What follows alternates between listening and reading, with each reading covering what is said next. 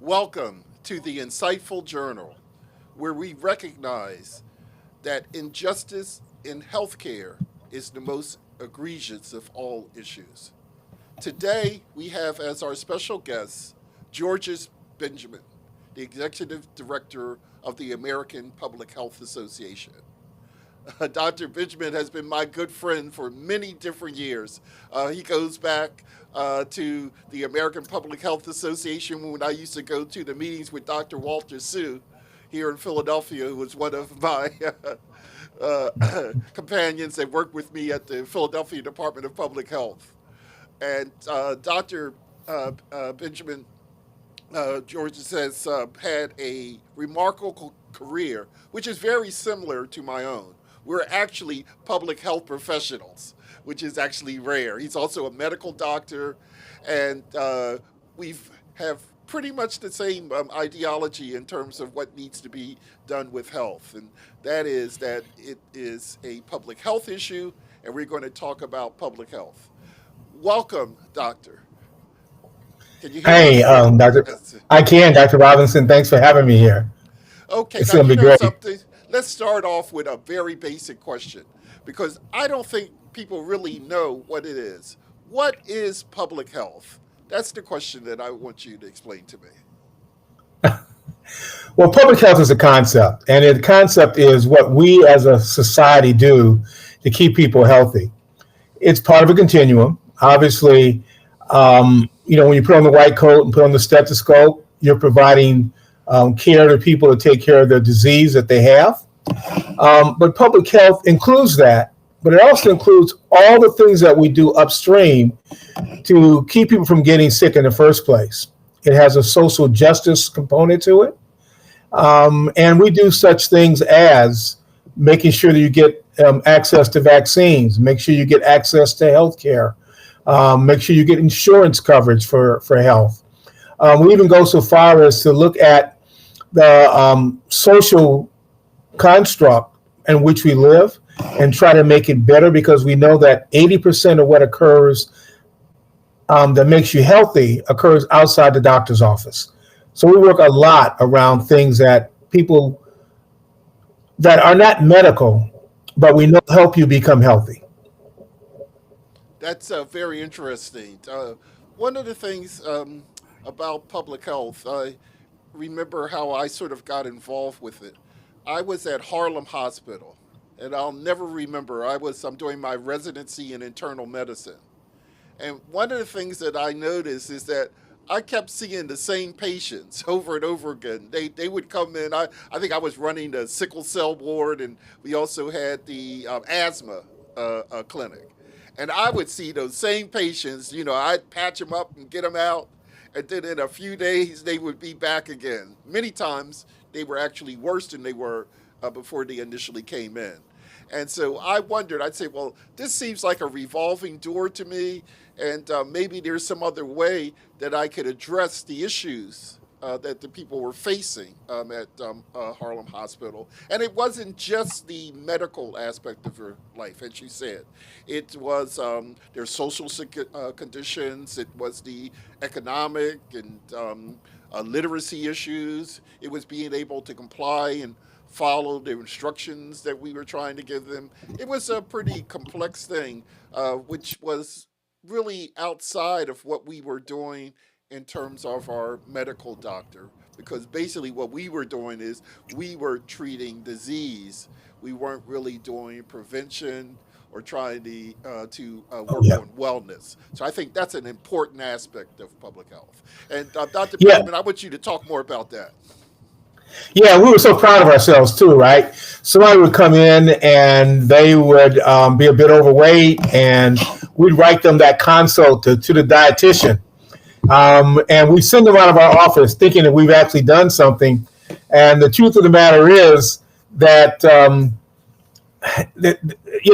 they could go to the dietitian as many times as they wanted, but if they didn't have access to safe, affordable foods, you haven't done anything. When you got somebody who's working two shifts and they're getting off at 11:30 at night, and they they're on their way home and they're hungry. They haven't had a chance to have dinner because, they work two jobs, and they walk past the corner store, which is open 24 hours a day, 7 days a week.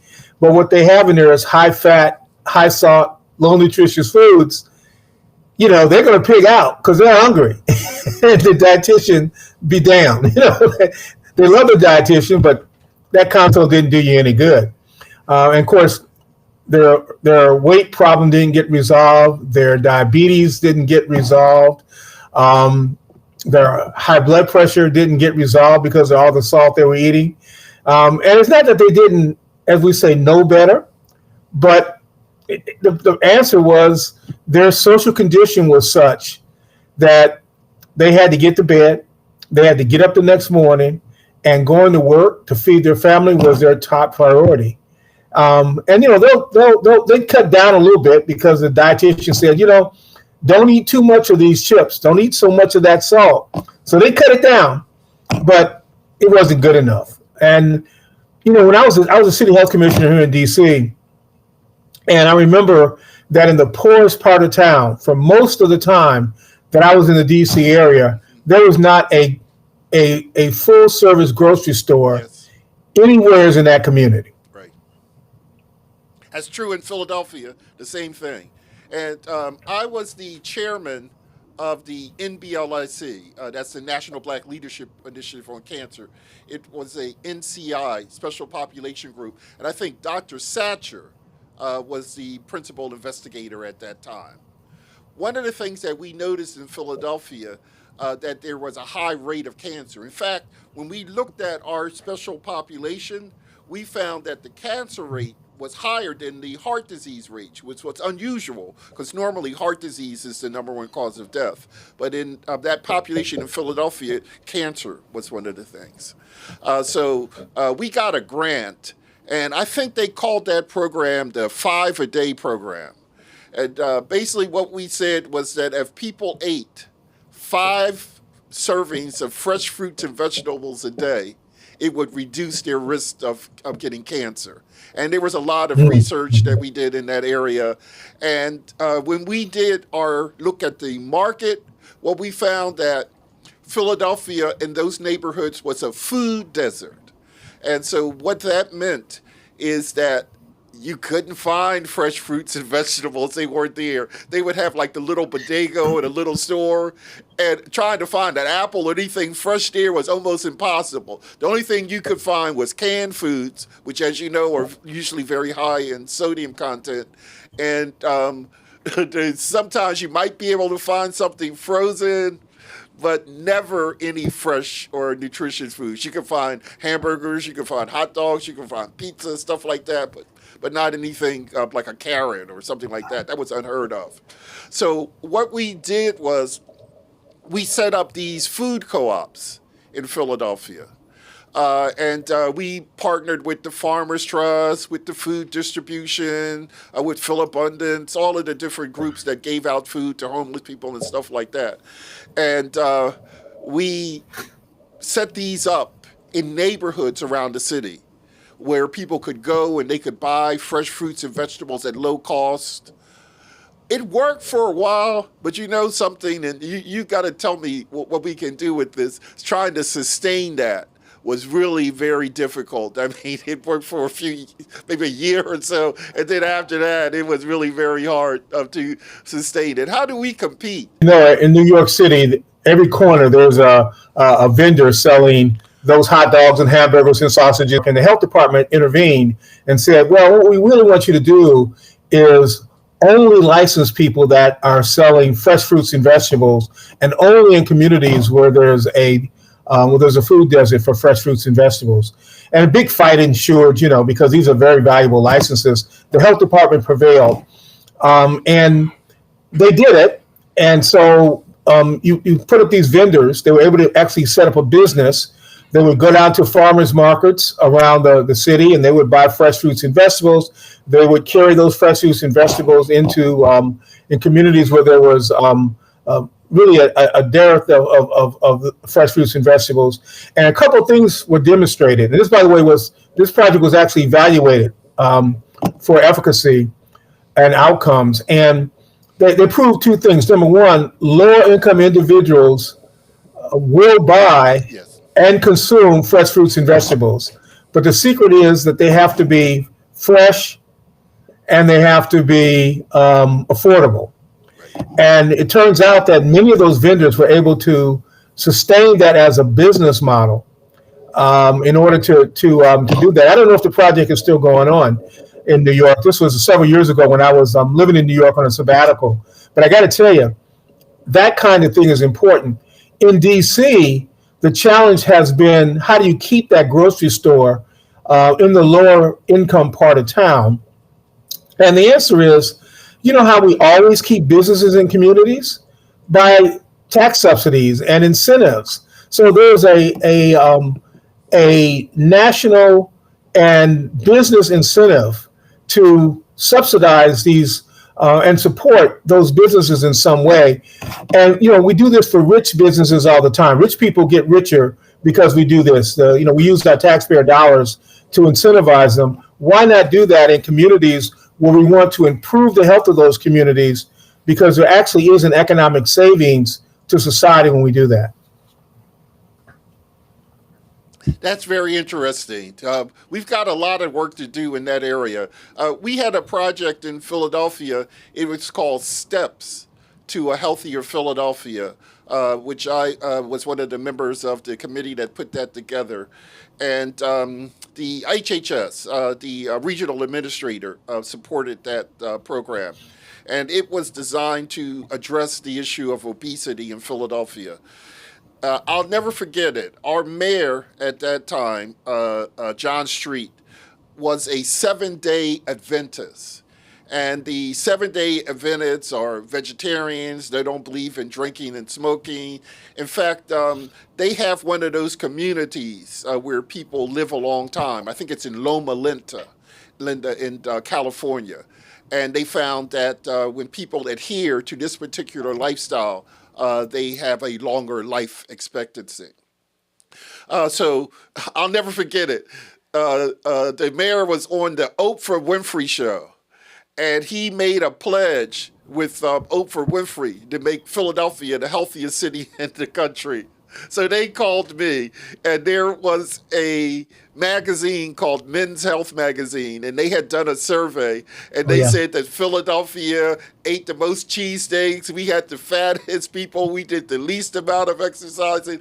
We didn't even have bicycle lanes where people can exercise. So they looked at all of these aspects of the life in the city, and they found that it was actually counterproductive in terms of living a healthy lifestyle. So our charge was to try to modify that, and we did get some things from it. I know Philadelphia does have bicycle lanes now, where people can ride their bicycle instead of driving the car all the time.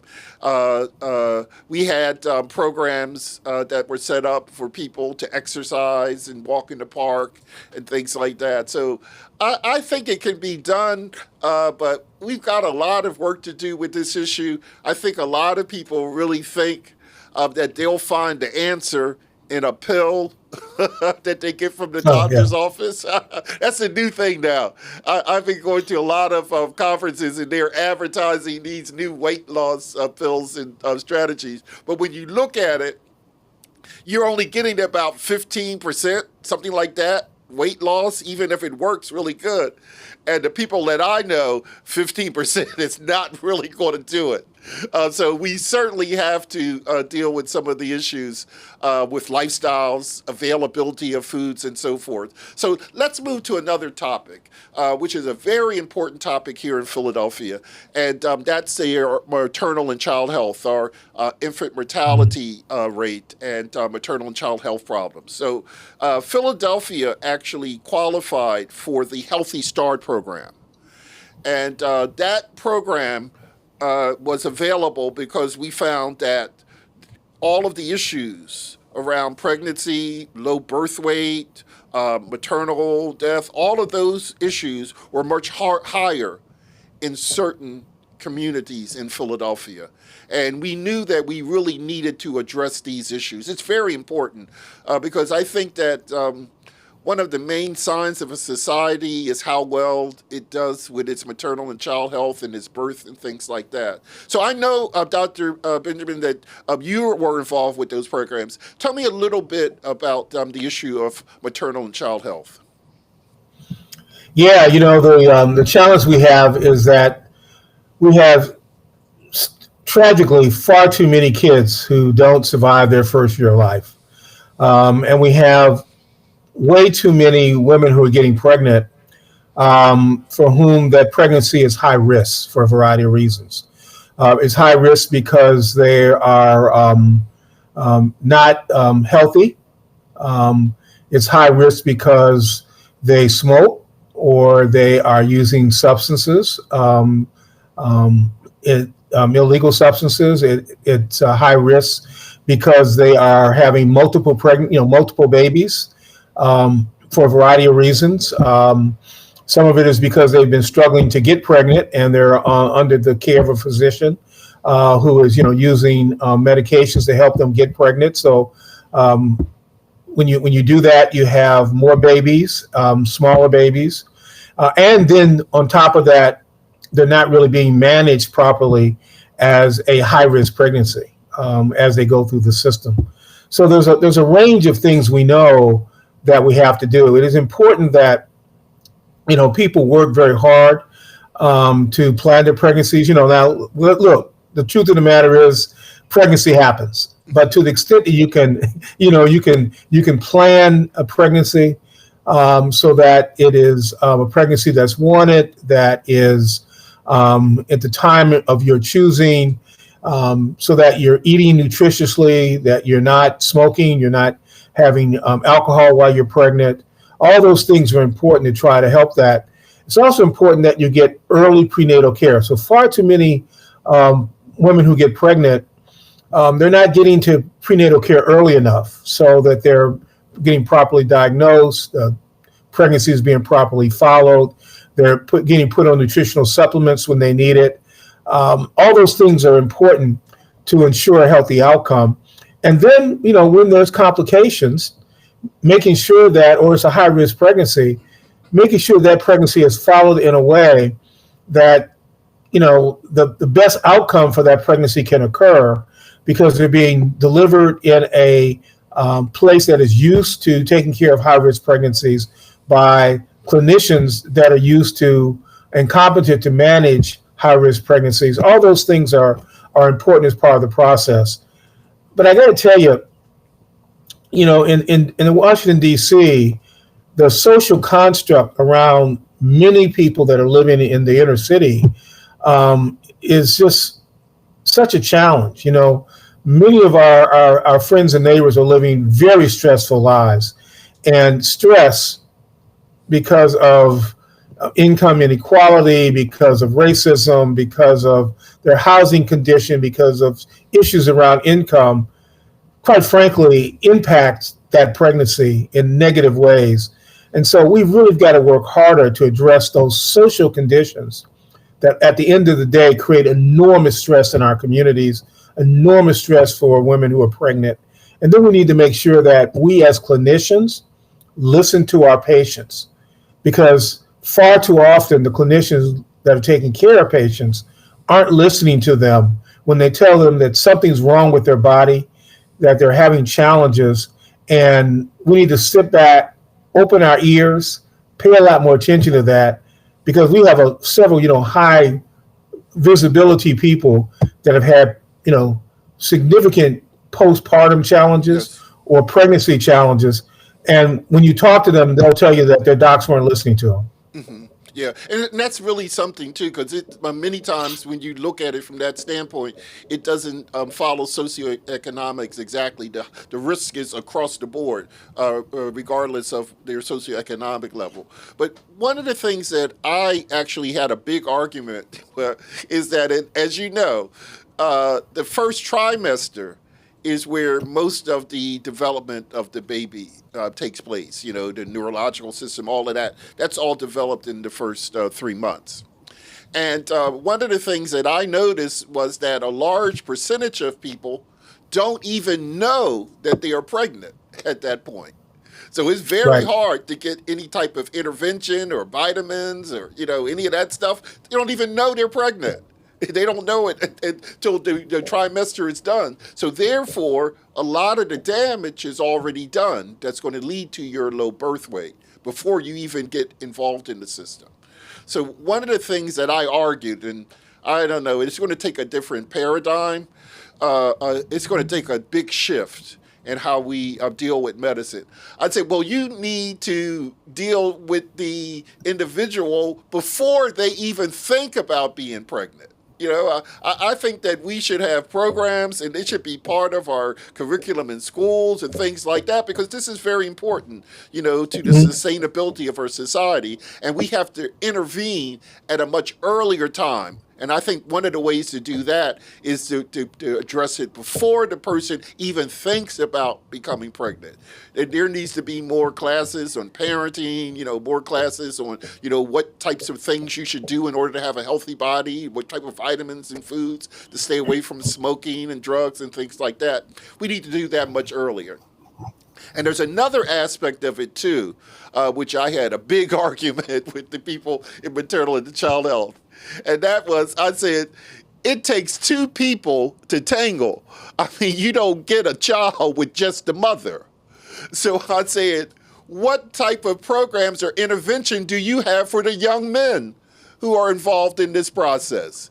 And one of the things that you find is that there are no programs that seek to intervene at the point where they involve the young man in the process. And I think that that's a fundamentally wrong in the way that you address it.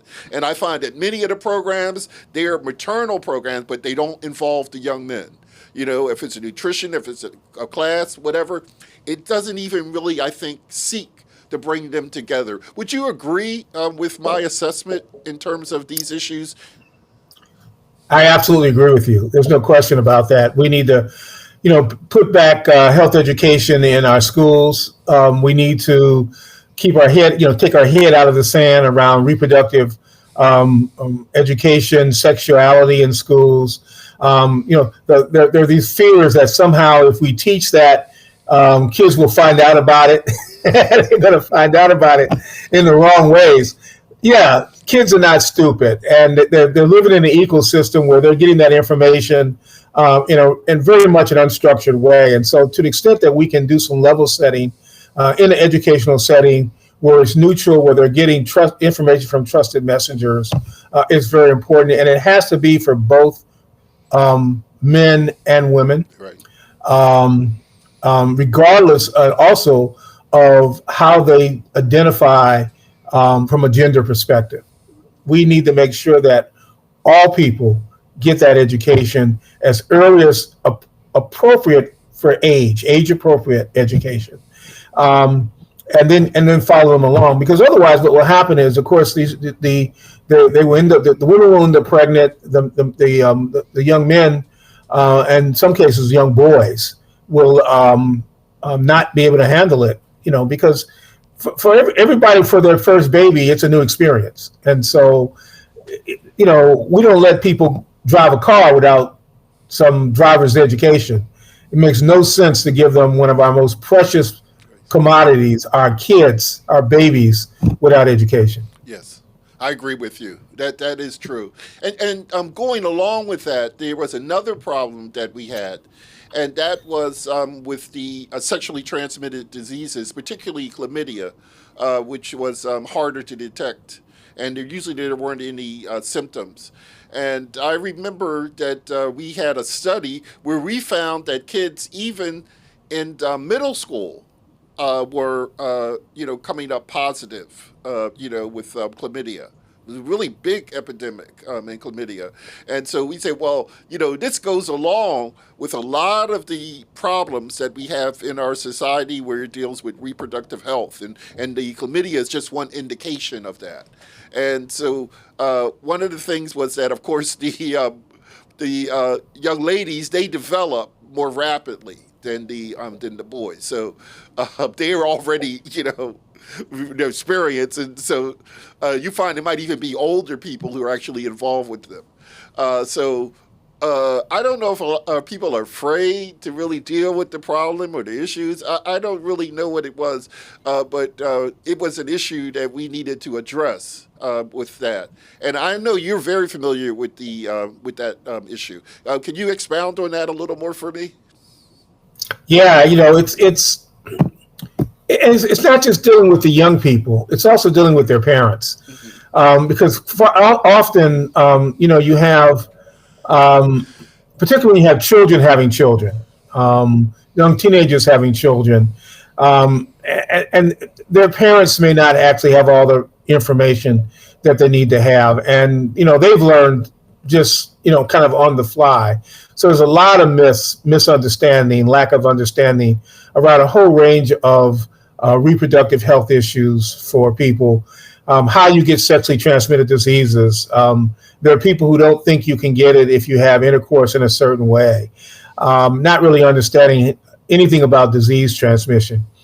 But I got to tell you, the other thing that we have is, again, I remember, and I'm sure you saw this in your health department, that when we went out and we talked to these young people, these are kids that are in sixth, seventh, eighth grade, Hmm. and we would sit around and talk to them about issues in their lives and try to talk to them about early not smoking, not having sex before you are ready, those kinds of things. They would look us straight in the face and say, in my community, don't think I'm going to live to be grown. Um, they don't see their hopeless. There's a hopelessness and helplessness in their community.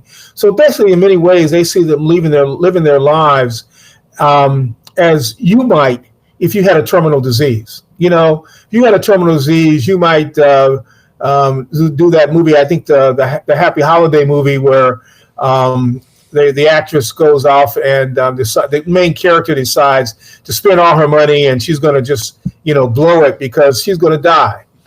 And you might do that if you knew that you had a terminal disease. And so these kids, in many ways, are living a life because in some communities they go to more funerals than I've gone through in my whole life in a few weeks, just because gunshot wounds, people dying from a whole range of premature conditions. And so there's a hopelessness and helplessness in some of those communities. So in addition to the education that we have, we've got to address the toxic stress, the hopelessness and helplessness, and we've got to show them a way that's different. That they don't have a necessarily a terminal disease. They can plan their lives well beyond high school and give them a way forward. So that's certainly for some of our kids that are in really, really challenged communities. And for the kids that do get out, they need to be really celebrated and supported much more than we do. Yes. Because what also happens is when they get to college, that they're not often surrounded with the social supports that they need, so that they actually finish. And then there's a second fall off of many of these kids coming from underserved communities, or were going to college. They're first generation attendee to college. That's very important, and that's my experience. I'm actually first generation. All of the people in my family, they had, like, my father had a high school diploma, my mother was a housewife, but we were actually the first generation where all of us actually went to college. And I was fortunate because I came up at a time when they had the anti poverty programs. So these were programs that were set up. I think it was by Johnson, Lyndon Johnson, who was president at that time. They had the Mm-hmm. anti-poverty programs, and I'll never forget it. I was a member of a group in Philadelphia called AFNA. It was the American Foundation for Negro Affairs, and there was a man named Sam Evans who actually became my mentor and actually helped me to become involved with science. Like, for example, they had programs during the summer where we worked in the laboratory at the University of Pennsylvania. They helped us to fill out our applications and things like that. And those were the days of what they called affirmative action. All of those things are gone now, so they're not those types of supports to help the young people that are coming up. And it's sorely needed to have these types of programs where the person has a mentor or somebody that they can look up to. Because all of the impression that we get when I look at the social media is it's an entertainer or a sports figure or something like that. There's not much more that's really celebrated. And I agree with you. That's really very important.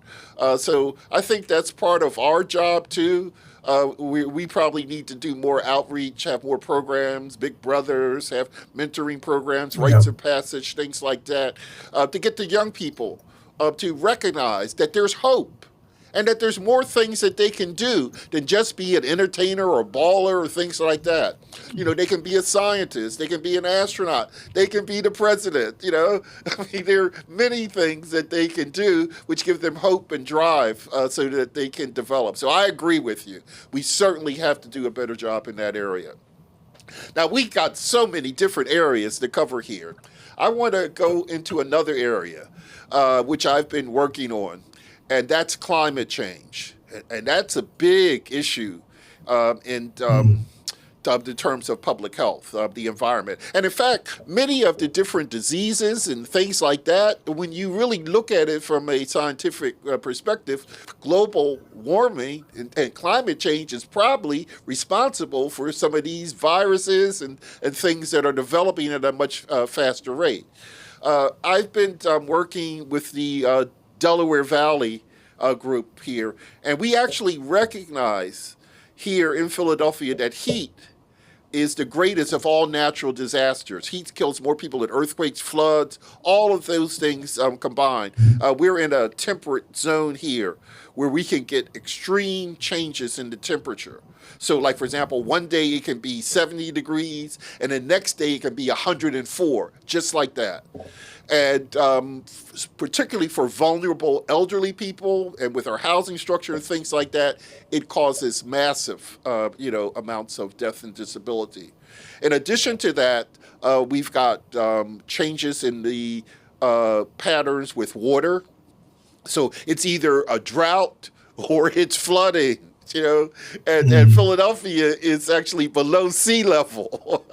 So we can get some major flooding here. And then next to that, now we have a drought that lasts for 3 months and we don't have any water. Dr. Benjamin, please tell me a little bit of what your take on and what's really happening with global warming and climate changing and how it's impacting our public health.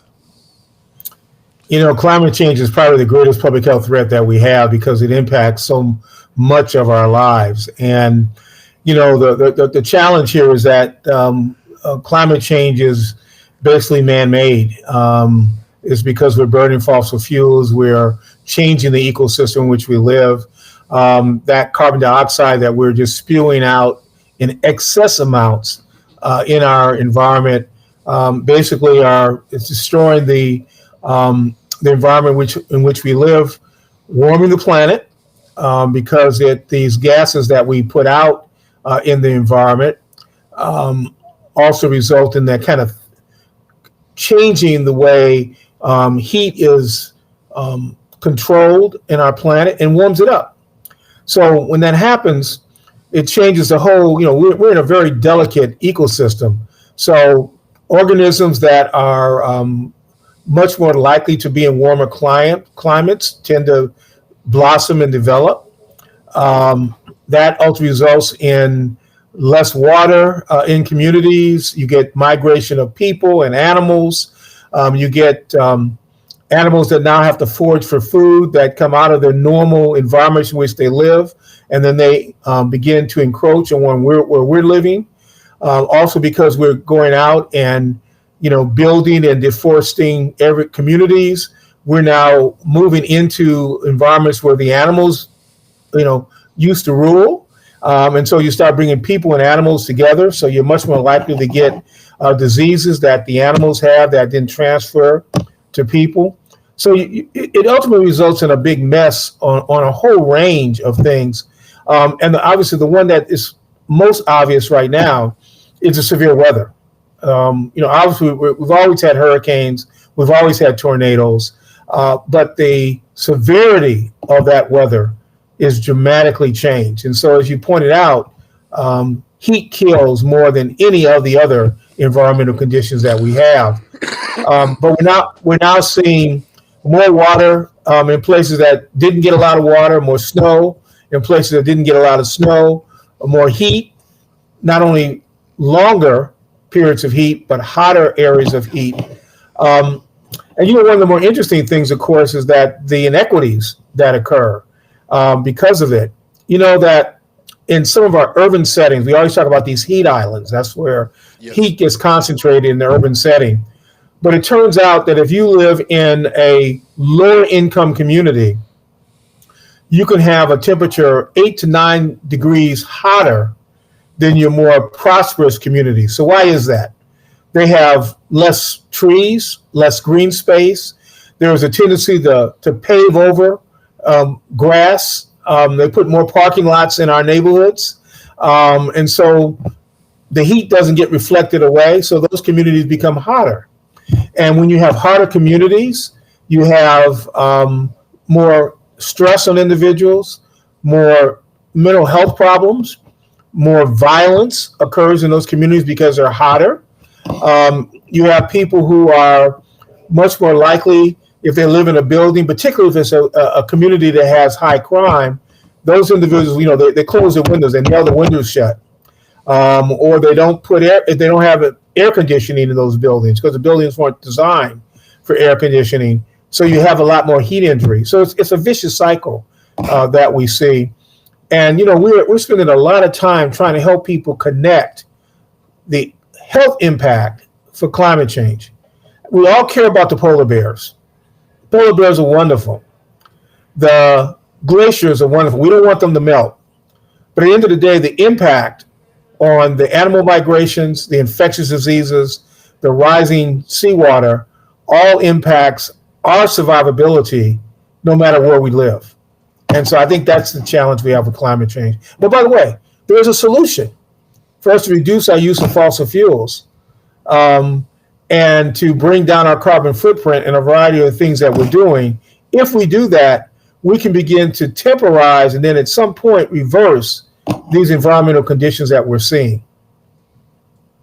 That's very interesting, and you're absolutely correct. The Center for Disease Control, the Department of Environmental Health Effects and Hazards, came to Philadelphia and they did a study where we looked at death certificates and we did it in a period of the heat wave and compared it to another period. So it's proven, in fact, that there is excess mortality that occurs at these periods that can be explained by nothing else except for the environmental patterns. But even more than that, we've got urban issues. You talked about the heat island effect. That's very true because if you go out into the suburbs or you go down to the shore or whatever, there's a big difference in the temperature. You can really feel it, many degrees difference in the temperature. Also, our housing structure. So Philadelphia has what we call row homes, and they are really brick ovens, literally brick We have ovens. those. We have those in Baltimore too, by the way. Yes, yeah, brick ovens. And they put the bedroom on the top floor of the brick oven. Now, And the and other heat, and heat issue, rises. yes, yes, on the top floor. And the other thing is that we talked about that, the wiring. So even if you wanted to put an air conditioner and had the money to buy an air conditioning, you'd have to wire the whole house because they've got knob and tube wiring. And if you plug an air conditioner in, it blows the circuit. And the electric goes Yeah, off. So you yeah, can't even put it in. yeah. And then what people do, which is even worse, is they put a fan on. And what we found is that's the worst thing to do in ambient conditions because what you do is you create a convection oven effect. And as you Yeah. know, if you've cooked in an oven, a convection oven, it cooks you 3 times faster than if you didn't have the air on. And when we did our studies where we actually looked at it, and this is some sad Mm. cases, mostly elderly people, isolated elderly people with Yeah. nobody to look in on them, nobody to care, Yeah. nobody to make sure that the window was open or that they were wearing the appropriate clothes and so forth. They're literally stuck there. And you would find them literally slumped over a fan. So it's a social problem, it's an environmental problem, it's a very complicated problem. We did try some legislative issues, so we were able to get licensing and inspection to pass a regulation that requires mechanical cooling for any facilities that are licensed, group homes, those type of things. So we can work that, but with the individuals, other than doing major urban structure development, very difficult issue to address. I'm sure you're very familiar with this, Dr. Benjamin, very much so. Oh, Washington and absolutely. Baltimore are the same. Well, and I grew up in Chicago, so I obviously saw this. But by the way, there's a solution, another solution, what we call smart surfaces. So the idea of putting green roofs, light impervious surfaces on Yes. our roofs, redoing our roads. We're always irritated because every year they redo the roads, right? And I always think of whether they need it or not, but they redo the roads. And but there are surfaces that you can do that handle rainwater better, that can handle reflecting the heat better, that are more porous. You can go in these communities and you can plant trees. You can Yes. tear up the asphalt and put more green space in those communities, making those communities walkable, bikeable, and green. If you do that, people will come out. They'll come out of their homes. They'll engage in the community. You create a stronger social cohesion in those communities, and you have less violence overall. So less heat, less violence, more social connectivity in the community, all the things you need to have a really prosperous society. That's great, Dr. Benjamin. We're going to certainly push that. So let's move on to another topic. There's so many topics here, and I know we're not going to be able to cover all of the topics. But this is a topic that is very personal to me, and that's the issue of cancer. So I think I mentioned that I was the chairman of the NBLIC, and we were trying to address the rates of cancer. And we have very high rates of cancer here. I know that in my family, most of the men die from prostate cancer. Everybody that I can think of, my father, my grandfather, my uncles, all of them, they had prostate cancer. Very common a problem. And I remember I had a good friend, Otis Brawley, in fact. I think he was medical director for the American Cancer Society. Yep. There was an issue about whether people should get tested with PSA or not for prostate cancer. Can you tell me a little bit of what you think about this issue in prostate cancer and how specifically black men can address this issue? Yeah, there's been a controversy around. So PSA is a blood test that measures comes out of the PSA is a substance that comes out of your prostate gland. Your prostate gland is a little gland that sits between your bladder and the end proximal end of your penis, and it lubricates secretions. And when it becomes cancerous, one of the things that it does is this number goes up. The PSA number goes up, and historically, they've used that when you get at a certain age to screen for cancer. If it begins to rise, then they will, do some studies, maybe even a biopsy of your prostate to see if there's cancer there. And then there has been a debate about whether or not you should do the PSA routinely, or whether or not, excuse me,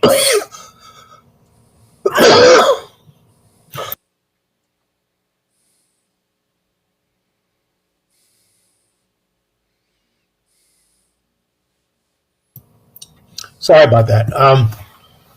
Let's get a little water Whether or not, there. yeah, I should have got some water, but I'm okay. Whether or not the PSA should also be done in black men earlier because of the fact that prostate cancer shows up in black men at a younger age, and it's much more aggressive when it shows up. Yes. And that's been a big debate. Um, Not fully solved, but um, I encourage African American men to routinely get prostate screening and to start at an early age. Um, and I think I'd have to look it up, but I think it's 40, 45 or something like that. But it's a much younger age.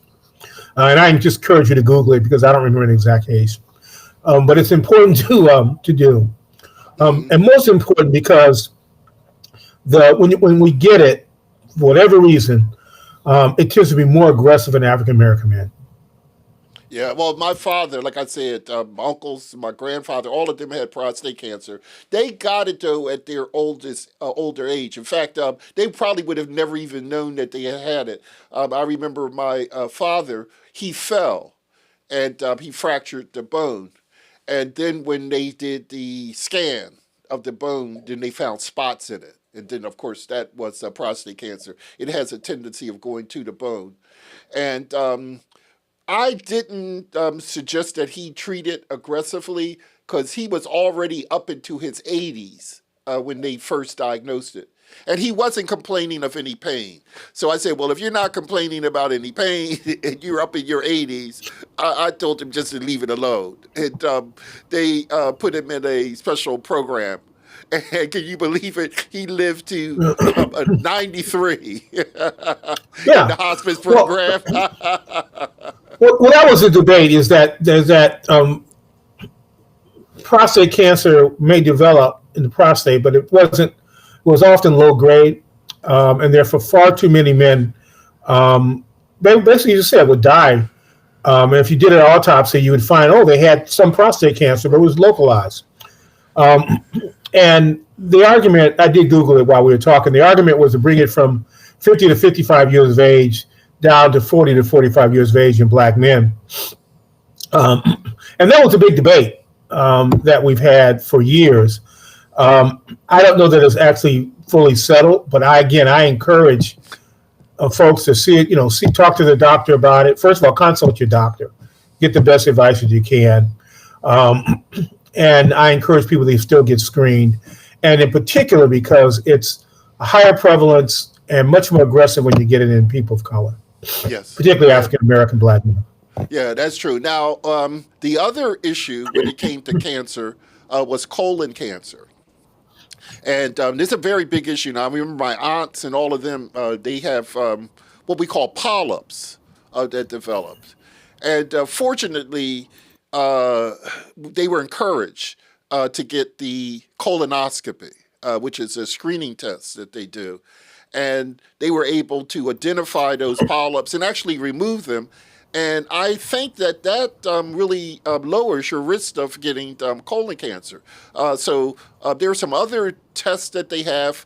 What's your take in terms of colon cancer and the best way that we should address that in terms of screening and so forth? Yeah, there are three things that people should do for colon cancer. First of all, they should get routine physical examinations. That includes a digital rectal exam.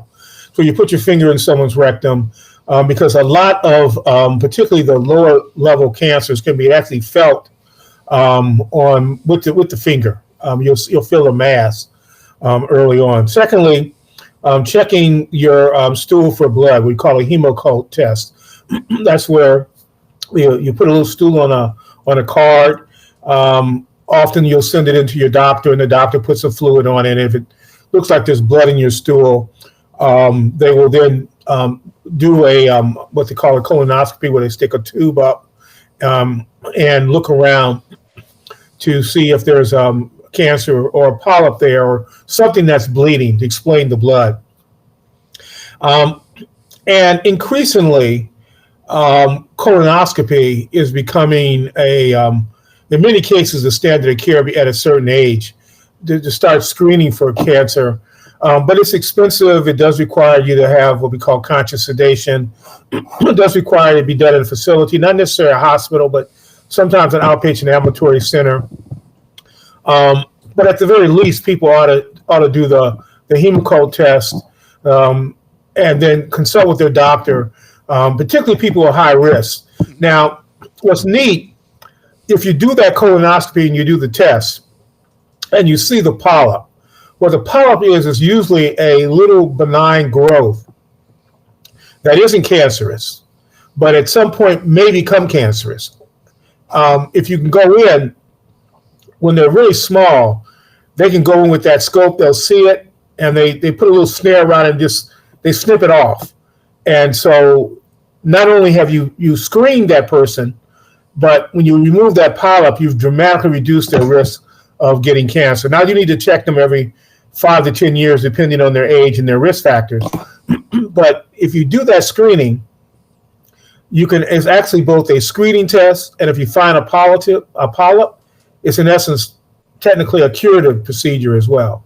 Now, obviously, if they see something that's more extensive that requires more testing or a different, more surgical approach, because it is a mass that looks like it may be cancerous, then they can go in surgically and address that needs to be done.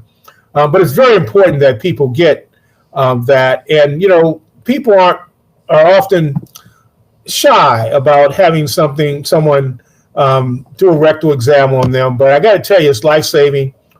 I often say bad news does not get better with time. So I don't want to know about the cancer late. I would much rather find out if you have cancer. I would much rather find out early. I'd like to find out when it's at an early stage, when it can be treated much more simply. Same thing with breast cancer.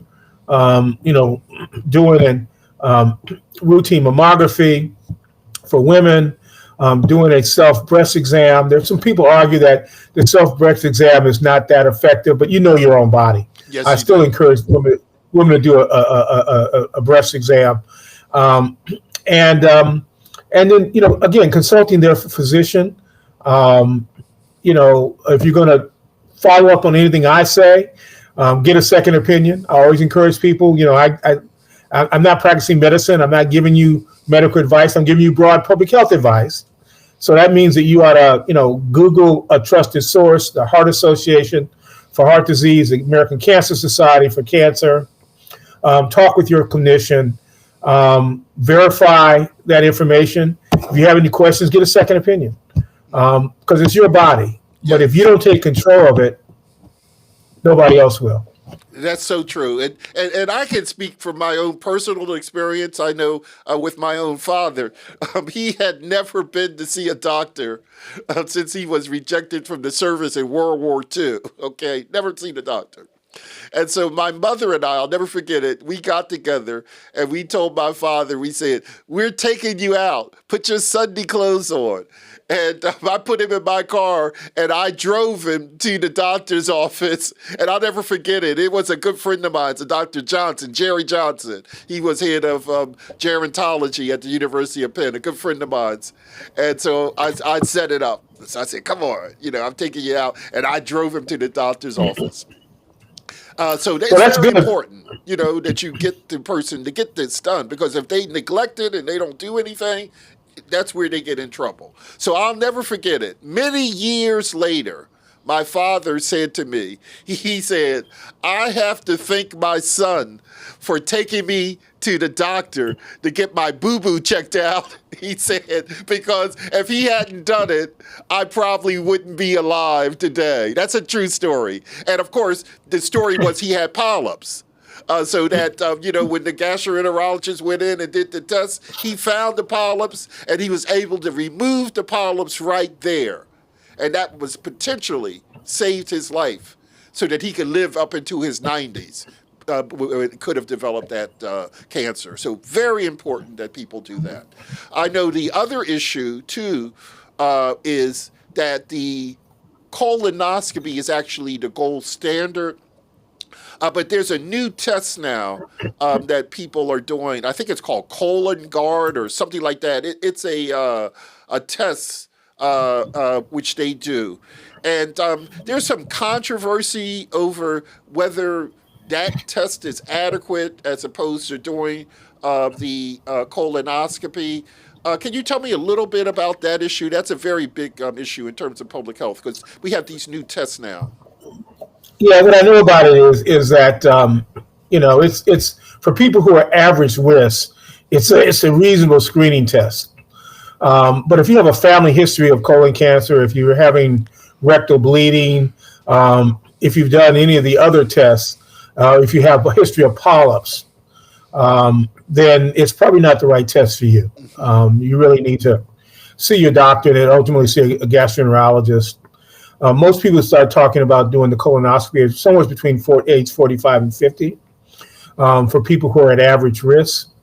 But Cologuard is a test. It's out being marketed, and you do it. I think you mail it in, and then they tell you whether or not it's positive or not. But it's a screening test, Right. And it still may mean that regardless, depending on the still have to have the results, colonoscopy if it comes back positive. I agree. Yeah. definitely, yeah. Yeah. So now the issue with the breast cancer, I had a very good friend, our good friend, Dr. Mitchell, Dr. Edith Mitchell. She was an expert in the area of breast cancer, and I'll never forget it. She identified what they call triple negatives. And this is a very interesting story. Arlen Specter was the senator in Pennsylvania, and he had introduced a bill to lower the age of mammography. And I was actually involved with that thing, and we looked at the evidence to support mammography, and we found that it came from a group of women in Scandinavia. And we argued that Hispanic, Black, and other women were different, and that data could not be just extrapolated to the other populations. Now, we did a program called Operation Health, where we had free mammogram screenings. I think I had 3 mobile mammography units. And we got the Linda Creed Foundation to underwrite the program. So all women who were found positive at that time through the mammography screening, we were able to follow them all the way through to biopsy and to their outcome. And what we found with this study was that breast cancer in that population of Black and Hispanic women, it occurred at an earlier age, and it was a more aggressive cancer. At that point, I didn't know what was behind it.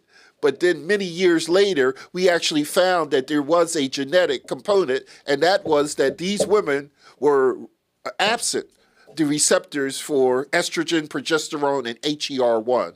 Can you tell me a little bit about this particular cancer, breast cancer in women? Yeah, you're right. That breast cancer in women, particularly women of color, occurs. When it occurs, it can occur much younger, and it tends to, like prostate cancer in men, tends to be more aggressive. So the Preventive Health Services Task Force, which is a national task force that makes recommendations, usually starts saying that women ought to start getting a mammogram something about the age of 40, and going till about the age of 74, 75, somewhere in there. I think the challenge that you have is that one of the reasons that it's really good to know is because if you identify these cancers early, we can now do a biopsy on that cancer, show that on the lump, show that it's cancerous, and then they can do some genetic testing on that cancer, and then they can give targeted therapies, which would be much more effective. When I was a resident, we would basically give women chemotherapy under various protocols based on understanding in science and research that's been done, but it was still very crude. And you'd give someone 3 or 4 drugs, and then you would we'd make them really sick. We drop their white blood counts. They get infected. Then they recover, and then we do it again. And then if they failed that protocol, we move them to another protocol. And all this was based on the best science that we knew at the time, but it was pretty gross. It was basically on gross tissue type. Now what we're doing is actually looking at the genetic structure of that cancer and targeting drugs that disrupt the growth of that particular cell type. So they're much, much more effective in terms of treating women. The women get less sick because you're able to optimize the dose of therapeutics that you're giving them, the anti-cancer medications. And so we've learned a lot about treating cancers. And we also know that because of these various understandings of the genetic types, we now know that they can run in families. So that if a family member has had cancer, there's a greater likelihood that you might also have that same type of cancer should you occur that cancer in the future. And that helps with knowledge. So family history is important. The testing is important. The genetic testing is important, and targeted therapy. And then I might add, again, going to a cancer treatment center that has done a lot of these things. Yes. So these NRH, National Institute of Health, comprehensive cancer centers are the best place to get this kind of care done in our communities. And there are many of them at the academic health centers around. And Yes, many of our especially in our oncologists in areas, in our town. major urban areas. We have a few of them. I think we got three of them here in Philadelphia. So, this has been a really very interesting conversation. I'm seeing that our time is starting to run out. I mean, we could talk about these issues. We haven't even really started scratching the surface on some of these public health topics. But I think we've got a couple of the really good ones that we've had an opportunity to talk about. It's been a very interesting conversation, Doctor. And I hope that in the future I can have you back and we can go into some more of these topics. I think this is going to be very informative information to our listeners. So thank you very much for participating on the Insightful Journal. And don't forget, if you like what you've heard, please subscribe and press that like button so that we can bring more programs like this. Thank you so much. Goodbye for now. Thank you. All right.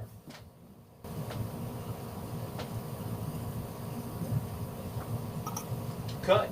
Good job, Doc. That was a real good job. That was smooth. That was real smooth. Yeah, that was real smooth. And the good thing is, bring one or two. Don't bring him on. No, don't leave. Bring him up so I can talk to him. Oh, okay. No, thank him for being here. And all that stuff. Dr. Benjamin. Yeah. How you doing? Yeah. That okay? Yeah, you did great, sir. And I want to thank you for being a part of the Insightful Journal with Lawrence Robinson and your conversation, man.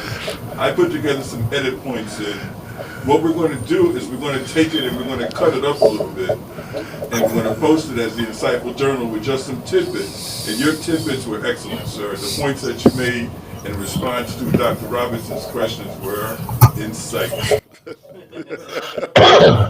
Well, I'm glad. Dr. Robinson, you want to thank your friend? Yes, thank you very much, and I look forward to seeing you at the next convention.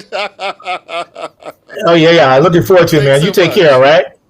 All right, folks. Have a good evening. Happy Thanksgiving to you all. Okay, All right, bye-bye. I think that was really good. It smooth. It flowed really smoothly. Doc, you don't realize how good it was. I'm telling you, that was one of our best to date. Because Well, he's a good expert. I Yeah. couldn't hear him because I'm doing this. Oh. But just listening to Doc, I could tell how good it was. Yeah, because he responded to Doc's question, and he went in depth to Doc's questions. But see, your questions were well informed because you usually led into it with a nice spiel.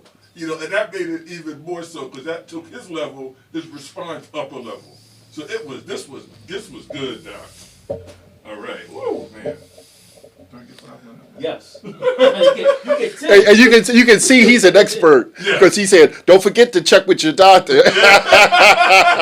Yes. You can see he's an expert. Yes. This is not medical advice. And I love that he said that. As soon as he said it, I was like, right on, man. Put it right in the middle of the podcast. Be sure to check with your doctor. No, just take I think that was great. We got to have him back again in the future. He was excellent. But he's been around. He's pretty, as you can see, very experienced. He's been in a lot of places. He was commissioner, I think, for New York City. He was in Chicago, Baltimore.